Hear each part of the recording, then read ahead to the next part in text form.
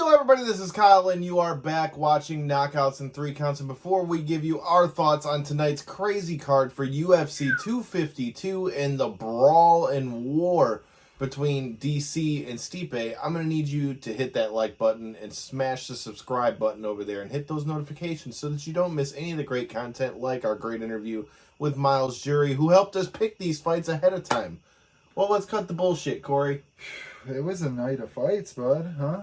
Yeah, man. The first couple fights, it was what it was. But, man, I think once we got to that third fight and Daniel Pineda really just, one of the most grimy finishes that you're going to see. I mean, a dominant one nonetheless. Yeah. But once he got that crucifix, Burns was doing everything he could to get out of it. But what a smart way to finish a fight when you consider the fact that Burns had already missed weight. So he's having to carry all that weight on him, already maybe being tired from the weight cut. I mean, I don't know how much it sucked him out, but I mean, usually when somebody misses weight, I mean, it's a safe thing to assume that it sucked him out.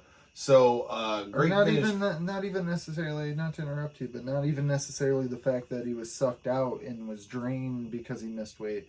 The fact that maybe he didn't put everything into the training camp, anticipating things to go easier in the fight, showing in the weight cut that he couldn't even bother to actually cut the last couple pounds to make the final weight.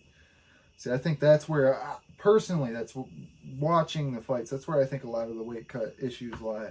I think you can definitely see where people are fully drained, and those are usually the ones where people are, like, in my opinion, within, like, the 1 pound, 2 pound region where they're close, but they're carrying a towel and they're looking like they're going to fall. That's a different issue than when somebody's 4 pounds over. And right, maybe not even sucked out, but I mean, clearly that means he probably wasn't in the best shape for this fight. That's what I'm saying. Which again, as we've talked about in many of our interviews of recent, which you can check out in our other interviews and things like that. Again, hit that subscribe button. But, Kenny Cross talked about it. He was supposed to fight 2 weeks ago now for the UFC Contender Series. You can check out the interview there in the right-hand corner. He's getting ready to fight this Tuesday, but to have to bounce around and train, if you watch some of the stuff in the lead-up to the Stipe DC fight, they showed how we're talking about a heavyweight title fight, and these guys are training in a garage. I mean, that should tell you everything we need to know here. Yeah. These guys are training in a garage for the trilogy of a world heavyweight title fight. I mean, that should tell you the times that we're in right now. Well, let's get to one of the most newsworthy fights of the night. You've got, speaking of the Contender Series, you've got maybe one of the most notable guys to ever come off the... I would say the biggest name. Exactly. At least name-wise. He might not be the biggest to actually have done it in terms of, like, Dan Ige has a main event already under his belt where, Sugar Sean ain't quite to that level. Sean's got a way bigger name, though. But that's what I was just about to say. I mean, I'm sure... As far as name value, those of you Sean viewing O'Malley. it on YouTube, I'm sure most of you have already... Who do you guys most closely associate with Dana White's Contender Series? I mean, I would say most of you would say it'd be Sean O'Malley, but let us know in the comments. Yeah, but, I mean, it's a shitty way to see him go out, but, I mean, you can't hate on Chito Vera. And, I mean... You want to talk about betting the house, man. I mean, to get a knockout over Sean O'Malley, I mean, they didn't even have Chito ranked in this shit. Which is crazy to me. Absolutely how that man, if that man ain't ranked on Monday morning, the UFC's ranking system don't mean shit. But, I mean, a big win for Chito. But is there an asterisk next to it because of, Sean getting hurt? Or is this a fight that you want to see run back right away? Not necessarily right away, because I think both... I made this note many times with you, and us just discussing the fights.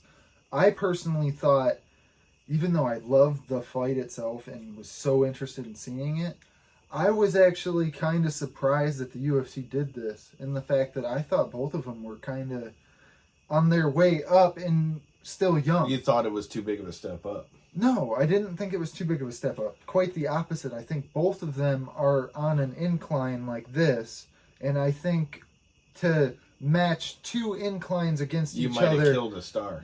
Exactly. So I think... Because we talked about this during the fights when we were watching it. I mean, the problem here is, this should show you everything you need to see. Sean O'Malley, I would argue, is probably one of the Sean O'Malley is probably one of the brighter stars that they have, in the UFC. And now, like you just said, I mean, he lost, and he got knocked out. I mean, who else do you got? Connor's out. Ronda Rousey's in WWE. John Jones hasn't fought. Anderson Silva's older now. I mean, did you see the news they announced with John Jones? What about it? They're saying that they're waiting on him and that they've offered him bouts, essentially. And they've also said, by they, I mean Dana White in an interview, that Reyes fight absolutely needs to be run back. So I agree. What do you guys think? What did you think of the Jones versus Reyes fight? I guess you can say we know what's probably going to be next, roughly around December, I guess. I mean, I'd like to see that fight run back. Let's see if they run it back here under these circumstances with no fans. But, like I said, man, I don't know if it puts an asterisk next to the win, but either way, you can't take that away from Chito Vera. You absolutely can't, and especially with, granted, it was a short performance, and during the fight while we were watching it, I was saying that I thought that Chito looked a little bit, he wasn't nervous, but he was not wanting to fuck things up. He didn't want to mess it up. He felt like he knew the opportunity. He knew the opportunity, and he knew that he really did have a very serious chance of winning the fight. It was just whether or not he was going to be actually able to perform that, or if he was going to get added to the Sugar Show highlight reel. And thank God for Chito, because I am a big fan of him, that he avoided that route.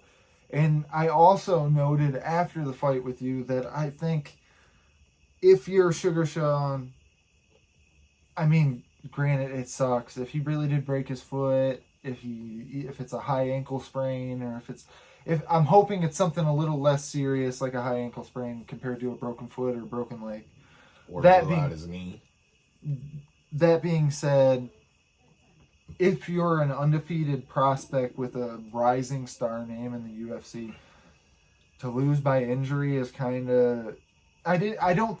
Lose by injury is with an You're putting an asterisk next to it. I am, because Chito still won. Well, so right. I mean, it's a good win for Chito. I don't know that it hurts Sean O'Malley's stock too much. It all depends on what they're going to give him next. Exactly.